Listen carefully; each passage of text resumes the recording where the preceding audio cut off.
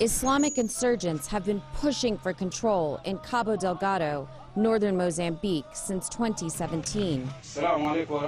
In their own videos, they pledge allegiance to the so-called Islamic State and show off their weapons.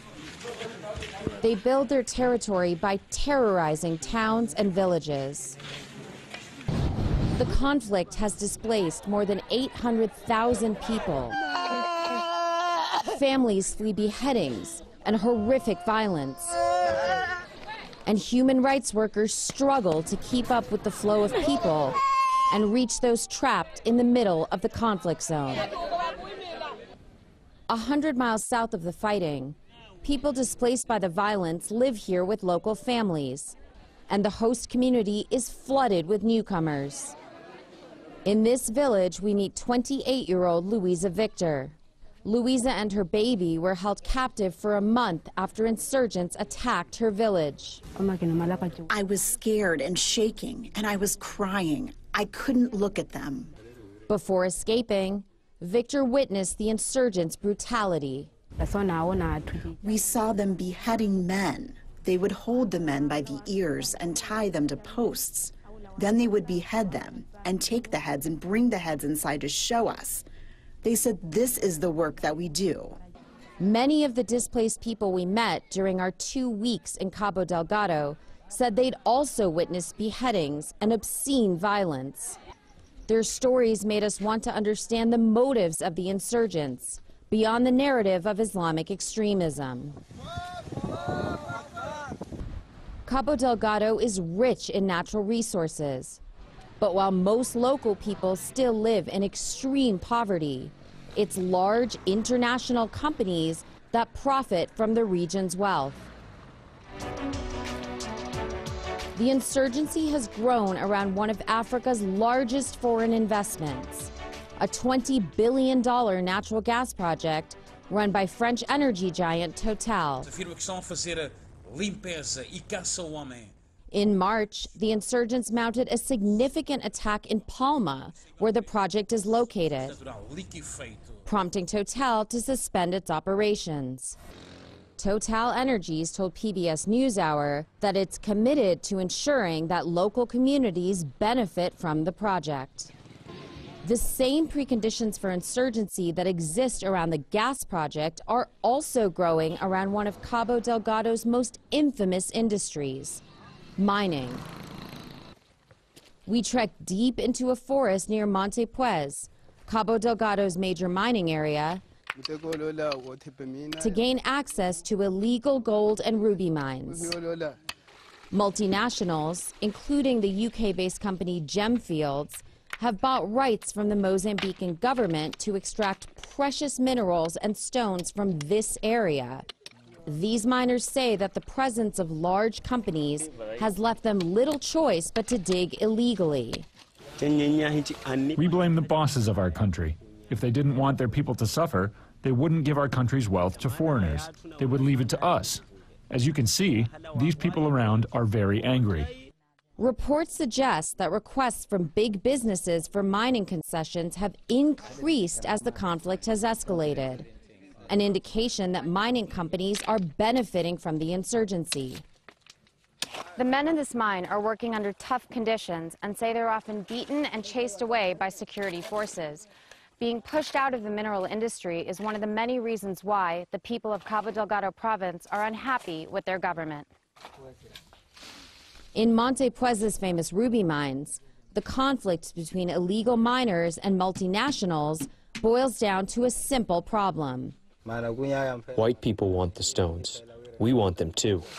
And experts on the conflict are concerned that it's this anger with the government in Cabo Delgado that's fueling the insurgency.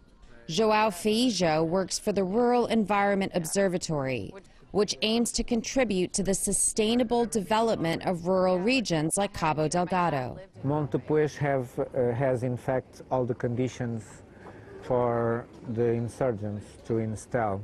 These mining projects only increase social differentiation, so it creates this sense of anger, of social tension and revenge. In a statement, Gemfields told PBS NewsHour that a country's gemstones are not resources to be looted purely for personal gain, and said the suggestion that mining has contributed to the insurgency is absurd and misleading. In addition to minerals and natural gas resources, there is also a large timber trade in Cabo Delgado, where trees are cut down legally and illegally and shipped to China. Experts suspect that insurgents could be felling trees in the land they control and selling wood to fund their operations. And the more money the insurgents make, the more villages they can attack, sending dozens of people each day south to Pemba, Cabo Delgado's capital city. Insurgents control the roads further north, so many people flee the fighting by boat. My children and I were seasick. We were vomiting. Everyone in the boat was vomiting. Nazira Sumaila and her family complete their long journey to her mother's house. Relief as the loved ones are reunited. Fatima Saidi, Nazira's mother, had been waiting for her daughter and grandchildren with no news.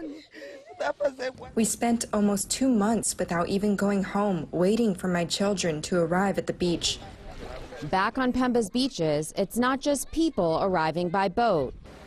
Cabo Delgado is a key point along international drug trade corridors. Drugs arrive in Pemba's port on cargo ships or are transferred to small fishing boats and brought to shore. One drug dealer was willing to speak with us under the condition of anonymity. Where do the drugs come in from? Heroin is come from Pakistan, and cocaine can come from Brazil or Colombia. Can you give us details about when they come in at the port? They're packing like the same bag of rice, the same bag of sugar. They're bringing it by ship. They're using the sea, and they're loading Pemba. Then they divide in different countries. Heroin is estimated to be Mozambique's second largest export.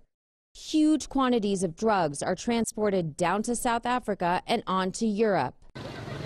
And analysts blame high-level corruption.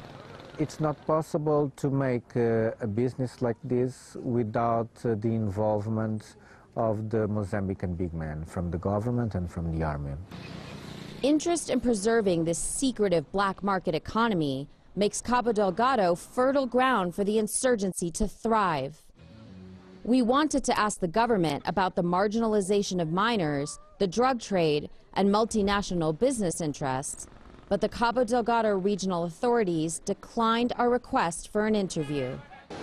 In July, Rwandan troops deployed to Mozambique to help the government regain control, and they now claim to have taken back most of the territory once held by the insurgents.